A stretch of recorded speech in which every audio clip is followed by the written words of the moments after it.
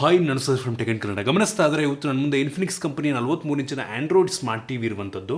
Infinix X3 ಅಂತ ಒಂದು ಮಾಡೆಲ್ನ ಹೆಸರು ಆಯಿತಾ. ಈ ಒಂದು ಟಿ ವಿ ಲಾಂಚ್ ಆದಾಗ ಆ್ಯಕ್ಚುಲಿ 43 ಇಂಚಿಗೆ 20,000 ರೂಪಾಯಿ ಇತ್ತು ಆಯಿತಾ, ಇಂಟ್ರೊಡಕ್ಟರಿ ಆಫರ್ ಅಂತ. ಇದೀಗ ಈ ಒಂದು ಟಿ ವಿಯ ಬೆಲೆ 22,000 ರೂಪಾಯಿ ಆಗಿರುವಂಥದ್ದು. ನಾನಿವತ್ತು ಈ ಒಂದು ಟಿ ವಿನ ಅನ್ಬಾಕ್ಸ್ ಮಾಡ್ತಾ ಇದ್ದೀನಿ, ಯೂಸ್ ಮಾಡಿ ನನ್ನ ಎಕ್ಸ್ಪೀರಿಯನ್ಸ್ ನಿಮ್ಮ ಹತ್ರ ಶೇರ್ ಮಾಡ್ತಾ ಇದ್ದೀನಿ. ಈ ಒಂದು ಪ್ರೈಸ್ ರೇಂಜಿಗೆ ಈ ಒಂದು ಸ್ಮಾರ್ಟ್ ಟಿ ವಿಯನ್ನು ಪರ್ಚೇಸ್ ಮಾಡ್ಬೋದಾ, ಏನು ಚೆನ್ನಾಗಿದೆ ಏನು ಚೆನ್ನಾಗಿಲ್ಲ ಇರುವ ಕಂಪ್ಲೀಟ್ ಮಾಹಿತಿನ ತಿಳಿಸ್ಕೊಡ್ತಾ ಇದ್ದೀನಿ. ಅದಕ್ಕಿಂತ ಮುಂಚೆ ನೀವು ನಮ್ಮ ಟೆಕ್ ಇನ್ ಕನ್ನಡ ಯೂಟ್ಯೂಬ್ನ ಸಬ್ಸ್ಕ್ರೈಬ್ ಮಾಡ್ಕೊಂಡಿಲ್ಲ ಅಂತ ಅಂದರೆ ಈಗಲೇ ಸಬ್ಸ್ಕ್ರೈಬ್ ಮಾಡ್ಕೊಂಡು ಮತ್ತು ಬೆಲ್ ಐಕನ್ ಕೂಡ ಕ್ಲಿಕ್ ಮಾಡ್ಬೋದು. ಮೊದಲನೇದಾಗಿ ಈ ಒಂದು ಟಿ ವಿಯನ್ನು ಅನ್ಬಾಕ್ಸ್ ಮಾಡೋಣ. ಓಕೆ, ಈ ಒಂದು ಬಾಕ್ಸ್ ಒಳಗೆ ಈ ಒಂದು ಟಿ ವಿಯ ಜೊತೆಗೆ ಒಂದು user manual, quick start guide ಮತ್ತು ವಾರಂಟಿ ಕಾರ್ಡ್ ಮತ್ತೊಂದು ಮಿನಿಮಲಿಸ್ಟಿಕ್ ರಿಮೋಟಿಗೆ ಸೆಲ್ಲು ಮತ್ತು ಟೇಬಲ್ ಸ್ಟ್ಯಾಂಡ್ ಸ್ಕ್ರೂ ಬಿಟ್ಟರೆ ಬೇರೇನು ಸಹ ನಿಮಗೆ ಸಿಗ್ತಾ ಇಲ್ಲ. ಸೊ ಇದೀಗ ಒಂದು ಟಿ ವಿಯನ್ನು ಅಸೆಂಬಲ್ ಮಾಡೋಣ. ಓಕೆ, ಗಮನಿಸ್ತಾ ಇದ್ದರೆ ಒಂದು ಟಿ ವಿಯನ್ನು ಅನ್ಬಾಕ್ಸ್ ಮಾಡಿ ಅಸೆಂಬಲ್ ಎಲ್ಲ ಮಾಡಿ ಸೆಟಪ್ ಎಲ್ಲ ಮಾಡಲಾಗಿರುವಂಥದ್ದು. ಸೊ ಮೊದಲದಾಗಿ ಒಂದು ಟಿ ವಿಯ ಡಿಸೈನ್ ಮತ್ತು ಬಿಲ್ಡ್ ಕ್ವಾಲಿಟಿ ಬಗ್ಗೆ ಮಾತನಾಡಬೇಕಂತ ಅಂದರೆ, ಈ ಒಂದು ಸ್ಟ್ಯಾಂಡನ್ನು ನಾನು ಈ ಒಂದು ಟಿ ವಿ ಕನೆಕ್ಟ್ ಮಾಡಿದಾಗ ಅಷ್ಟೊಂದು ಸ್ಟೇಬಲ್ ಅಂತ ಅನಿಸಿಲ್ಲ, ನೋಡ್ಬೋದು ಅಲ್ಲಾಡ್ತಾ ಇರುವಂಥದ್ದು ಆಯಿತಾ. ಮತ್ತು ಇದರ ಅಸೆಂಬ್ಲಿ ಕೂಡ ಅಷ್ಟೇ ಎಲ್ಲೋ ಒಂದು ಕಡೆ ಸೌಂಡ್ ಬರ್ತಾ ಇರುತ್ತೆ. ಬ್ಯಾಕ್ ಅಷ್ಟೇ ಅಷ್ಟೊಂದು ಸಾಲಿಡ್ ಆಗಿದೆ ಅಂತ ಅನಿಸಿಲ್ಲ ನನಗೆ. ಫ್ರಂಟಲ್ಲಿ ನಿಮಗೆ ಒಂಥರ ಬೆಜಲ್ ಲೆಸ್ ಡಿಸೈನ್ ಸಿಗ್ತಾ ಇರುವಂಥದ್ದು, ಬಾಟಮ್ ಬೆಜಲ್ ಕೂಡ ಒಂದು ಲೆವೆಲಿಗೆ ಕಡಿಮೆ ಇರುವಂಥದ್ದು. ಹಿಂದ್ಗಡೆ ಹೇಳೋದನ್ನಾಗಲೇ ಪ್ಲಾಸ್ಟಿಕ್ ಬಿಲ್ಡು ಇನ್ನೂ ಸಾಲಿಡ್ ಆಗಿರ್ಬೋದಾಗಿತ್ತು ಅನ್ನಿಸ್ತು.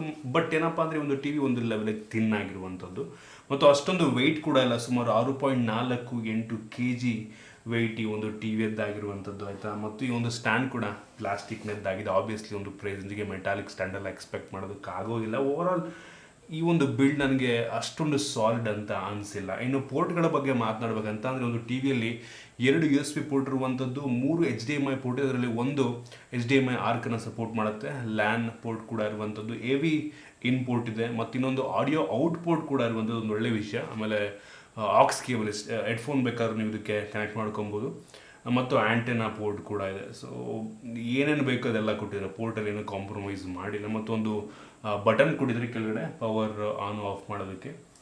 ಮತ್ತು ಈ ಒಂದು ರಿಮೋಟ್ IR ರಿಮೋಟ್ ಕೂಡ ಹೌದು ಮತ್ತು ಬ್ಲೂಟೂತ್ ರಿಮೋಟ್ ಕೂಡ ಹೌದು ಆಯಿತಾ. ಟಿ ವಿ ಫಸ್ಟ್ ಟೈಮ್ ನೀವು ಆನ್ ಮಾಡಿದಾಗ IR ಅಲ್ಲಿ ಅಂದರೆ ಇನ್ಫ್ರಾರೆಡ್ ಮುಖಾಂತರ ಈ ಒಂದು ಟಿ ವಿಯನ್ನು ಕಂಟ್ರೋಲ್ ಮಾಡ್ಬೋದು. ನಂತರ ಈ ಒಂದು ರಿಮೋಟ್ನ ಬ್ಲೂಟೂತ್ ಮುಖಾಂತರ ಕನೆಕ್ಟ್ ಮಾಡ್ಕೊಬೇಕಾಗತ್ತೆ. ಒಂದು ಓಕೆ ಬಟನ್ ಮತ್ತು ವಾಲ್ಯೂಮ್ ಅಪ್ ಬಟನ್ನ ಪ್ರೆಸ್ ಮಾಡಿಕೊಂಡ್ರೆ ಪೇರಿಂಗ್ ಮಾಡೋಗುತ್ತೆ, ನಂತರ ಅದು ಆಟೋಮೆಟಿಕ್ ಕನೆಕ್ಟ್ ಆಗುತ್ತೆ ಆಯಿತಾ. ಸೊ ಅದಾದ ನಂತರ ನೀವು ಒಂದು ಅಸಿಸ್ಟೆಂಟ್ ಎಲ್ಲ ಅದನ್ನು ಈ ಒಂದು ರಿಮೋಟ್ನ ಮುಖಾಂತರ ಯೂಸ್ ಮಾಡ್ಕೊಬೋದು. ಸೊ ರಿಮೋಟ್ನ ಬಿಲ್ಡ್ ಕೂಡ ಒಂದು ಲೆವೆಲ್ ಚೆನ್ನಾಗಿದ್ರ ಬಗ್ಗೆ ಆಮೇಲೆ ಮಾತನಾಡ್ತೀನಿ ಬಿಡಿ.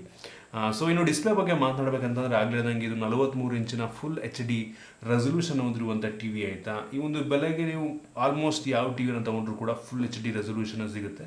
4K ಕೊಟ್ಟಿದ್ದು ಚೆನ್ನಾಗಿರ್ತಿತ್ತು. ನಿಮಗೆ 4K ಬೇಕು ಅಂತ ಅಂದರೆ 26-27 ಸಾವಿರ ರೂಪಾಯಿಗೆ 43 ಇಂಚಲ್ಲೇ 4K ರೆಸೊಲ್ಯೂಷನ್ ಹೊಂದಿರುವಂಥ ಟಿ ವಿಗಳು ಸಿಗ್ತವೆ. ಈ ಒಂದು ಟಿ ವಿಯ ಡಿಸ್ಪ್ಲೇ ಇದು 93% ಸ್ಕ್ರೀನ್ ಟು ಬಾಡಿ ರೇಷ್ ಇರುವಂಥದ್ದು ಆಗಿದೆ. ಸೊ ಒಂಥರ ಬೆಜಲ್ಲೆಸ್ ಅಂತ ಅನ್ಬೋದು. ಬೆಜಲ್ ಇದೆ, ಬಟ್ ನೀವು ಟಿ ವಿ ಆಫ್ ಮಾಡಿದ್ದಾಗ ಗೊತ್ತಾಗಲ್ಲ ಬೆಜಲ್ ಇದೆಯೋ ಅಲ್ವೋ ಅಂತ. ಬಟ್ ಈಗ ಬೆಜಲ್ ಅಂತೂ ಇದೆ. 93% ಸ್ಕ್ರೀನ್ ಟು ಬಾಡಿ ರೇಷಿಯೋ ಅಂತ ಅಂದರೆ ಒಂದು ಒಳ್ಳೆಯ ವಿಷಯನೇ. ಜೊತೆಗೆ ಒಂದು ಡಿಸ್ಪ್ಲೇ 400 ನಿಟ್ಸ್ನ ಪೀಕ್ ಬ್ರೈಟ್ನೆಸ್ಸನ್ನು ಹೊಂದಿರುವಂಥದ್ದು, ಒಂದು ಲೆವೆಲಿಗೆ ಬ್ರೈಟ್ ಆಗಿದೆ. ವ್ಯೂಯಿಂಗ್ ಆ್ಯಂಗಲ್ ಕೂಡ ಒಂದು ಲೆವೆಲಿಗೆ ಪರವಾಗಿಲ್ಲ. ಕ್ಲಾರಿಟಿ ಬಗ್ಗೆ ಆಮೇಲೆ ಮಾತನಾಡ್ತೀನಿ ನಾನು. ಈ ಒಂದು ಟಿ ವಿ ಕ್ವಾಡ್ ಕೋರ್ ಪ್ರೊಸೆಸರ್ನ ಹೊಂದಿರುವಂಥದ್ದು, 4 ಕೋರ್. ನಾನು ಯೂಸ್ ಮಾಡ್ತಿರ್ಬೇಕಾದ್ರೆ ಕೆಲವೊಂದು ಕಡೆ ಲ್ಯಾಗಿ ಅಂತ ಅನ್ನಿಸ್ತು ನನಗೆ. ಸ್ಮೂತಾಗಿ ಫುಲ್ ಕಂಪ್ಲೀಟಾಗಿ ಸ್ಮೂತಾಗಿ ಕೆಲಸವನ್ನು ಮಾಡುತ್ತೆ ಅನಿಸಿಲ್ಲ. ಕೆಲವೊಂದು ಟೈಮ್ ಸ್ಮೂತಾಗಿರುತ್ತೆ, ಎಲ್ಲೋ ಒಂದೊಂದು ಕಡೆ ಆ ಒಂದು ಮಧ್ಯ ಒಂದ್ಸಲ ಪಟ್ ಅಂತ ಲ್ಯಾಗಿ ಅಂತ ಅನಿಸ್ಬೋದು ನಿಮಗೆ.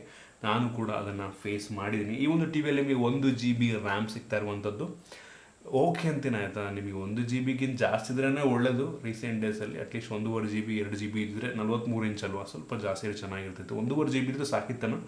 ಬಟ್ 1 GB ಸ್ವಲ್ಪ ಕಡಿಮೆ ಆಯಿತು ಅಂತ ಎಲ್ಲೋ ಒಂದು ಕಡೆ ಅನಿಸುತ್ತೆ ನನಗೆ. ಬಟ್ 1 GB ಕೊಟ್ಟಿದ್ದಾರೆ ಮತ್ತು 8 GB ಇಂಟರ್ನಲ್ ಸ್ಟೋರೇಜ್ ಇದೆ. 8 GB ನಂಗೆ ಅನ್ನಿಸ್ತಂಗೆ ಸ್ಟೋರೇಜ್ ಸಾಕು ಅನ್ನಿಸ್ತು. ಮತ್ತು ಈ ಒಂದು ಟಿ ವಿಯಲ್ಲಿ ಖುಷಿ ವಿಷಯ ಏನಪ್ಪ ಅಂದರೆ, ಡ್ಯುಯಲ್ ಬ್ಯಾಂಡ್ ವೈಫೈ ಸಪೋರ್ಟ್ ಇರುವಂಥದ್ದು. 2.4 GHz ವೈಫೈ ಕೂಡ ಸಪೋರ್ಟ್ ಮಾಡುತ್ತೆ ಮತ್ತು 5 GHz ವೈಫೈ ಕೂಡ ಸಪೋರ್ಟ್ ಮಾಡುತ್ತೆ ಮತ್ತು ಬ್ಲೂಟೂತ್ 5.0 ಇರುವಂಥದ್ದು. ಅದರಿಂದ ನೀವು ಬೇಕಾದರೆ ಎಕ್ಸ್ಟರ್ನಲ್ ಹೆಡ್ಫೋನ್ನ ಕೂಡ ಕನೆಕ್ಟ್ ಮಾಡ್ಕೊಬೋದು. ಜಾಸ್ತಿ ಕನೆಕ್ಟ್ ಮಾಡಿಕೊಂಡು ಗೇಮ್ ಬೇಕಾದರೂ ನೀವು ಆಡ್ಬೋದು. ಒಂದು ಒಳ್ಳೆಯ ವಿಷಯ ಅಂತೀನಿ. ಇನ್ನು ರಿಮೋಟ್ನ ಬಗ್ಗೆ ಮಾತನಾಡಬೇಕಂದ್ರೆ, ಆಗಲೇ ನನಗೆ ಒಂದು ಒಳ್ಳೆ ಬಿಲ್ಡನ್ನು ಹೊಂದಿರುವಂಥ ರಿಮೋಟು, ಮಿನಿಮಲಿಸ್ಟಿಕ್ ರಿಮೋಟ್ ಆಯಿತಾ. ಇದು ಆಗಲೇ ನನಗೆ IR ರಿಮೋಟ್ ಕೂಡ ಹೌದು ಮತ್ತು ಬ್ಲೂಟೂತ್ ರಿಮೋಟ್ ಕೂಡ ಹೌದು. ಸೊ ಇದರಲ್ಲಿ ನಿಮಗೆ ನೆಟ್ಫ್ಲಿಕ್ಸ್, ಯೂಟ್ಯೂಬ್ ಮತ್ತು ಗೂಗಲ್ ಪ್ಲೇ ಸ್ಟೋರಿಂದು ಬಟನ್ಸ್ ಡೆಡಿಕೇಟ್ ಬಟನ್ ಕೊಟ್ಟಿದ್ದಾರೆ ಮತ್ತು ಅಸಿಸ್ಟೆಂಟ್ ಕೂಡ ಇದೆ. ಇನ್ಬಿಲ್ಟ್ ಮೈಕ್ರೋಫೋನ್ದಿಂದ ಆರಾಮಾಗಿ ಗೂಗಲ್ ಅಸಿಸ್ಟೆಂಟನ್ನು ಇದೆಲ್ಲ ಟ್ರಿಗರ್ ಮಾಡಿಲ್ಲ ಕ್ವಶನ್ ಬೇಕಾದ್ರೆ ನೀವು ಕೇಳ್ಬೋದು. ಸೊ ನನಗೆ ಸ್ಮೂತ್ ಅನ್ನಿಸ್ತು. IR ರಿಮೋಟ್ ಅಷ್ಟೊಂದು ಸ್ಮೂತ್ ಅನಿಸಿಲ್ಲ. ಅಂದರೆ ಇನ್ಫ್ರಾರೆಡ್ ಬ್ಲೂಟೂತ್ ಕನೆಕ್ಟ್ ಮಾಡಿದ್ಮೇಲೆ ಸ್ವಲ್ಪ ಸ್ಮೂತ್ ಅನ್ಸಕ್ಕೆ ಶುರುವಾಯಿತು. ಮತ್ತು ಈ ಒಂದು ಟಿ ವಿಯಲ್ಲಿ ಇನ್ಬಿಲ್ಟ್ ಕ್ರೋಮ್ ಕ್ಯಾಸ್ಟ್ ಕೂಡ ಇದೆ. ಸೊ ನಿಮ್ಮ ಫೋನ್ನ ಸ್ಕ್ರೀನ್ ಬೇಕಾದ್ರೂ ಮಿರರ್ ಮಾಡ್ಬೋದು ಅಥವಾ ಕನೆಕ್ಟ್ ಮಾಡ್ಕೊಂಡು ಯೂಟ್ಯೂಬ್ ಮುಖಾಂತರ ಕ್ಯಾಸ್ಟ್ ಬೇಕಾದರೂ ಮಾಡ್ಬೋದು. ಒಂದು ಒಳ್ಳೆಯ ವಿಷಯ. ಆಲ್ಮೋಸ್ಟ್ ಎಲ್ಲ ಟಿ ವಿಯಲ್ಲೂ ಇದ್ದೇ ಇರುತ್ತೆ ಬಿಡಿ ರೀಸೆಂಟ್ ಡೇಸಲ್ಲಿ. ಮತ್ತು ಈ ಒಂದು ಟಿ ವಿಯ ಓ ಎಸ್ ಇದು ಆ್ಯಂಡ್ರಾಯ್ಡ್ 11 ಬೇಸ್ ರನ್ ಆಗ್ತಿರುವಂಥ Android T V O S ಆಯಿತಾ. ಯೂಸರ್ ಇಂಟರ್ಫೇಸ್ ನೀವೆಲ್ಲರೂ ನೋಡಿರ್ತೀರ, typical Android T V O S. So ನನಗೆ ಇದು ಓ ಎಸ್ದು ಪ್ರಾಬ್ಲಮ್ ಅಲ್ಲ ನನಗೆ ಗೊತ್ತಿಲ್ಲ, ಮೋಸ್ಟ್ಲಿ ಆಪ್ಟಿಮೈಸ್ ಕರೆಕ್ಟಾಗಿ ಮಾಡಿದ್ರೆ ನನಗೆ ಗೊತ್ತಿಲ್ಲ ನನಗೆ. ಬಟ್ ಕೆಲವೊಂದು ಕಡೆ ಲ್ಯಾಗ್ ಅನ್ನಿಸ್ತು ನನಗೆ, ಯಾವಾಗಲೂ ಅಲ್ಲ, ಕೆಲವೊಂದು ಟೈಮ್ ಲ್ಯಾಗ್ ಅನಿಸುತ್ತೆ, ತುಂಬ ಸ್ಲೋ ಓಪನ್ ಆಗಿ ಕೆಲವೊಂದು ಅಪ್ಲಿಕೇಶನ್ಗಳು. ಮತ್ತು ಕೆಲವೊಂದು ಸಲ ವೈಫೈ ಕನೆಕ್ಟ್ ಆಗದಿರುವಂಥ ಇಶ್ಯೂ ಕೂಡ ಕೆಲವೊಂದು ಸಲ ಫೇಸ್ ಆದರೂ ಆಗ್ಬೋದು. ನನಗೆ ಇದುವರೆಗೂ ಆಟೋಮೆಟಿಕ್ ಡಿಸ್ಕನೆಕ್ಟ್ ಆಗಿಲ್ಲ, ಬಟ್ ಕೆಲವೊಂದು ಸಲ ಕನೆಕ್ಟ್ ಮಾಡ್ಕೊಳ್ಳುವಂಥದ್ದು ಸ್ವಲ್ಪ ಡಿಫಿಕಲ್ಟಿ ಅಂತ ಅನ್ನಿಸ್ತು. ಒಟ್ಟಿಗೆ ಯೂಸರ್ ಇಂಟರ್ಫೇಸ್ ಎಲ್ಲ ಸೇಮ್ ನಿಮ್ಗೆ ಹಂಗೆ ಸಿಗುತ್ತೆ. ಸೊ ಇದರಲ್ಲಿ ಇದು ಅಫಿಷಿಯಲ್ ಆ್ಯಂಡ್ರಾಯ್ಡ್ ಟಿ ವಿ ಆಗಿರೋದ್ರಿಂದ ಬೇಜಾರು ಅಪ್ಲಿಕೇಶನ್ ಇದೆ, ಪ್ಲೇಸ್ಟೋರ್ ಇದೆ, 1000ಕ್ಕಿಂತ ಹೆಚ್ಚು ಅಪ್ಲಿಕೇಶನ್ಗಳು ಸಿಗ್ತವೆ. ಅದನ್ನು ಇನ್ಸ್ಟಾಲ್ ಮಾಡ್ಕೊಬೇಕಾದ್ರೆ ನೀವು ಗೇಮ್ಸ್ ಬೇಕಾದ್ರೆ ಇನ್ಸ್ಟಾಲ್ ಮಾಡ್ಕೊಂಡು ನೀವು ಯೂಸ್ ಮಾಡ್ಬೋದು, ಆಡ್ಬೋದು. ಒಂದು ಒಳ್ಳೆ ವಿಷಯ ಅಂತೀನಿ. ಇನ್ನು ಈ ಒಂದು ಟಿ ವಿಯ ಪಿಕ್ಚರ್ ಕ್ವಾಲಿಟಿ ಬಗ್ಗೆ ಮಾತನಾಡಬೇಕಂತ ಅಂದರೆ ಇದು ಆಗಲೇ ನನಗೆ ಫುಲ್ HD ರೆಸೊಲ್ಯೂಷನ್ನು, ಬ್ರೈಟ್ ಆಗಿದೆ ಡಿಸ್ಪ್ಲೇ, ಕಲರ್ಸ್ ಒಂದು ಲೆವೆಲಿ ಪರವಾಗಿಲ್ಲ ಅಂತೀನಿ. ಪಿಕ್ಸೆಲ್ಸ್ ಎಲ್ಲ ಸ್ವಲ್ಪ ದೊಡ್ಡದಾಗಿ ಹತ್ರಕ್ಕೆ ಬಂದ್ರೆ ಸ್ವಲ್ಪ ದೊಡ್ಡದಾಗಿ ಕಾಣುತ್ತೆ.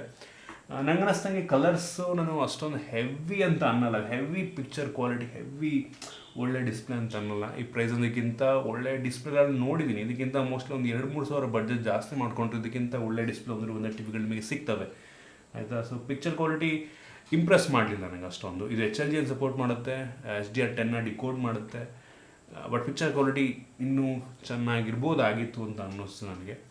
ಇನ್ನು ಸ್ಪೀಕರ್ ಬಗ್ಗೆ ಮಾತನಾಡಬೇಕಂತ ಒಂದು ಟಿ ವಿಯಲ್ಲಿ 36 ವ್ಯಾಟ್ನ 4 ಸ್ಪೀಕರ್, ಅಂದರೆ 4 ಸ್ಪೀಕರ್ ಟೋಟಲ್ ಎಲ್ಲದರಿಂದ 36 ವ್ಯಾಟ್ ಔಟ್ಪುಟನ್ನು ಪ್ರೊಡ್ಯೂಸ್ ಮಾಡಿದ್ರೆ ಡಾಲ್ಬಿ ಆಡಿಯೋ ಸಪೋರ್ಟ್ ಮಾಡಿದೆ.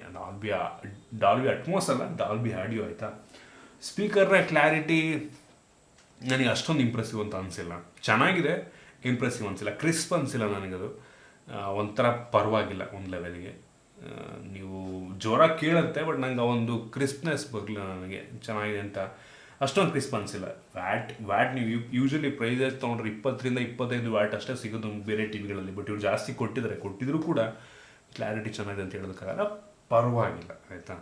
ಸೊ ಬೇಕಾದ್ರೆ ನೀವು ಆರ್ಕಿದೆ ಇದರಲ್ಲಿ HDMI ಆ ಮುಖಾಂತರ ಎಕ್ಸ್ಟರ್ನಲ್ ಸೌಂಡ್ ಬಾರ್, ಎಕ್ಸ್ಟರ್ನಲ್ ಸ್ಪೀಕರಿಗೆ ಕನೆಕ್ಟ್ ಮಾಡಿಕೊಂಡು ಡಾಲ್ಬಿ ಅಟ್ಮೋಸ್ನ ಕೂಡ ಬೇಕಾದ್ರೆ ನೀವು ಯೂಸ್ ಮಾಡ್ಕೊಬೋದು, ಅದೊಂದು ಓಕೆ ಅಂತೀನಿ. ಸೊ ನೀವು ಆದರೆ ಕೇಳ್ಬೋದು, ಈ ಒಂದು ಟಿ ವಿಯನ್ನು 22,000 ರೂಪಾಯಿ ಪರ್ಚೇಸ್ ಮಾಡ್ಬೋದು ಅಂತ. ಒಂದು ಟಿ ವಿ ಆ್ಯಕ್ಚುಲಿ ಲಾಂಚ್ ಆದಾಗ ಇಂಟ್ರೊಡಕ್ಟರಿ ಆಫರ್ ಅಂತ 20,000 ರೂಪಾಯಿಗೆ ಲಾಂಚ್ ಆಗಿತ್ತು. 20,000 ರೂಪಾಯಿ ಒಂದು ಡೀಸೆಂಟ್ ಆಪ್ಷನ್ ಆಗ್ಬೋದಾಗಿತ್ತು. 22,000 ಸ್ವಲ್ಪ ಜಾಸ್ತಿ ಅನ್ನಿಸ್ತು. 20,000 ರೂಪಾಯಿಗೆ ಓಕೆ ಅಂತೀನಿ ಆಯಿತಾ. ಏನಕ್ಕೆ ಅಂದರೆ ಬೇರೆ ಬ್ರ್ಯಾಂಡ್ಗಳಲ್ಲಿ ನಿಮಗೆ 20,000 ರೂಪಾಯಿಗೆ ಸಿಮಿಲರ್ ಕಾನ್ಫಿಗರೇಷನ್ ಹೊಂದಿರುವಂಥ ಟಿ ವಿಗಳು ಸಿಗ್ತವೆ. ಇದು ಏನು ಹೆವಿ ರೆಪ್ಯೂಟೆಡ್ ಬ್ರ್ಯಾಂಡ್ ಏನಲ್ಲ, ಇದು ಇನ್ಫಿನಿಕ್ಸ್ ಅಂತ. ತುಂಬ ಜನ ಹಿಂದೆ ಮುಂದೆ ನೋಡ್ತಾರೆ, ಇವು ಇನ್ಫಿನಿಕ್ಸ್ ಟಿ ವಿ ಅಂತ ತೊಗೊಬೋದಾ ಅಂತ. ಕಂಪ್ಯಾರೇಟಿವ್ಲಿ ಎಷ್ಟೋ ಮೆಜಾರಿಟಿ ಬ್ರ್ಯಾಂಡಿಗೆ ಕಂಪೇರ್ ಮಾಡಿದ್ರೆ ಬೆಲೆ ಕಡಿಮೆ ಇದೆ, ಬಟ್ ನನಗೆ ಈ ಒಂದು ಟಿ ವಿ ಅಷ್ಟೊಂದು ಸ್ಟೇಬಲ್ ಅಂತ ಅನಿಸಿಲ್ಲ. ಕೆಲವೊಂದು ಸಲ ನಿಮ್ಗೆ ಇಶ್ಯೂ ಅಂದರೆ ಒಂದು ರೀತಿ ಸ್ಲೋ ಅನಿಸ್ಬೋದು ಟಿ ವಿ, ಆ ರೀತಿ ಅನಿಸ್ಬೋದು. ಸೊ ನನಗೂ ಅಷ್ಟೊಂದು ಸ್ಟೇಬಲ್ ಅನಿಸಿಲ್ಲ. ಮತ್ತು ಬಿಲ್ಡ್ ನನ್ನ ಅನಿಸ್ದಂಗೆ ಇನ್ನೂ ಇಂಪ್ರೂವ್ ಆಗಬೇಕು. ಇದೆಲ್ಲ ಒಂಥರ ನರ್ಕ ಅಂತ ಇರುತ್ತೆ ಇಲ್ಲಿ, ಅಂದರೆ ಅಷ್ಟೊಂದು ಇಲ್ಲೆಲ್ಲ ಫುಲ್ ಸಾಲಿಡ್ ಅನ್ಸಲ್ಲ, ಮುಟ್ತಾಗಿಲ್ಲ, ಸ್ವಲ್ಪ ಒಳಗಡೆ ಹೋಗೋದು. ಸೊ ಈ ರೀತಿಯೆಲ್ಲ ಆಗುತ್ತೆ. ಸೊ ಯೋಚನೆ ಮಾಡಿ, ನಂಗೆ ಅನಿಸ್ತಂಗೆ ಬೆಲೆ ಕಡಿಮೆ ಇದೆ ಅಂತ ಯಾವುದೋ ಟಿ ವಿ ತೊಗೊಳೋದಕ್ಕೆ ಹೋಗ್ಬೇಡಿ. ಸ್ವಲ್ಪ ವೆಯ್ಟ್ ಮಾಡಿ, ಬಡ್ಜೆಟ್ ಜಾಸ್ತಿ ಮಾಡ್ಕೊಂಡು ಒಳ್ಳೆ ಟಿ ವಿ ತೊಗೊಂಡ್ರೆ ಒಳ್ಳೇದು ಅನಿಸುತ್ತೆ ನನಗೆ. So 22,000 okay, but impressive price ಅಲ್ಲ. ಸೊ ಇಷ್ಟು ಒಂದು ಟಿ ವಿ ಬಗ್ಗೆ ನಾನೆಸ್ಟ್ ಒಪಿನಿಯನ್ ಇರಬೇಕು. ದಯವಿಟ್ಟು ಕಮೆಂಟ್ಸ್ ಇಸ್ಬೋದು, ದಯವಿಟ್ಟು ಲೈಕ್ ಮಾಡಿ, ಶೇರ್ ಮಾಡಿ. ಇರ್ತೀವಿ ನಮ್ಮ ಬೇರೆ ವಿಡಿಯೋ ನಮ್ಮ ಟೆಕ್ನಿಕಲ್ ಯೂಟ್ಯೂಬ್ ಸಬ್ಸ್ಕ್ರೈಬ್ ಮಾಡ್ಕೊಂಡಿಲ್ಲ ಅಂತಂದರೆ ಈಗಲೇ ಸಬ್ಸ್ಕ್ರೈಬ್ ಮಾಡಿ, ಬೆಲ್ ಐಕಾನ್ ಕೂಡ ಕ್ಲಿಕ್ ಮಾಡ್ಬೋದು. ಸಿಗೋಣ ಮುಂದಿನದಲ್ಲಿ.